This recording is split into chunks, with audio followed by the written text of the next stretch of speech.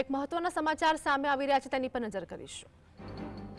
મહારાષ્ટ્રના નાગપુરમાં પીએમ પદને લઈને નીતિન ગડકરીનું મોટું નિવેદન સામે આવ્યું છે। વડાપ્રધાન બનવું એ મારા જીવનનું લક્ષ્ય નથી તેવું નીતિન ગડકરીનું આ નિવેદન સામે આવ્યું। હું મારી માન્યતા મારી સંસ્થાનો વફાદાર છું તેવું નીતિન ગડકરીનું કહેવું છે।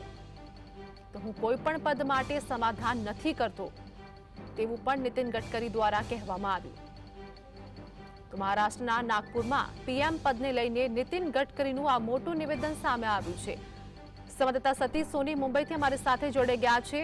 મહારાષ્ટ્રમાં જે પ્રમાણે નીતિન ગડકરીનું નિવેદન સામે આવ્યું છે, શું વધુ અપડેટ? કેન્દ્રીય પ્રધાન નીતિન ગડકરીને આ પહેલા પણ આ પદ માટેના દાવેદાર માનવામાં આવે જ છે અને હજી પણ માનવામાં આવી રહ્યા છે।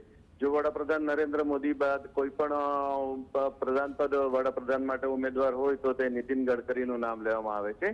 આવી જ રીતે હાલમાં જ તેમને એક વિપક્ષના નેતાએ ઓફર કરી હતી કે ભાઈ જો તમે અમારી સાથે જોડાઈ જાવ તો અમે તમને વડાપ્રધાન પદ માટે સંપૂર્ણપણે સપોર્ટ આપવા તૈયાર છે। આ માટે કોંગ્રેસના એક વરિષ્ઠ નેતાએ નીતિન ગડકરીનો સંપર્ક કર્યો હોવાનું તેમણે હાલમાં જ જણાવ્યું હતું।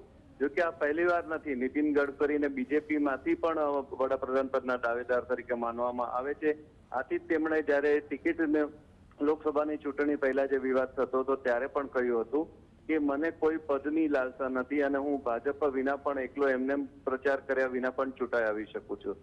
પોતાના તડફડ વ્યક્તિઓ માટે જાણીતા નીતિન ગડકરી ચોક્કસ આ વડાપ્રધાન નરેન્દ્ર મોદી બાદ વડાપ્રધાન પદ માટેના લાયક ઉમેદવાર છે તેમ કહેવા માટે વિપક્ષ અને ભાજપના કેટલાક નેતાઓ પણ માની રહ્યા છે। સતીશ, અમારી સાથે જોડાવા બદલ, માહિતી બદલ આપનો આભાર।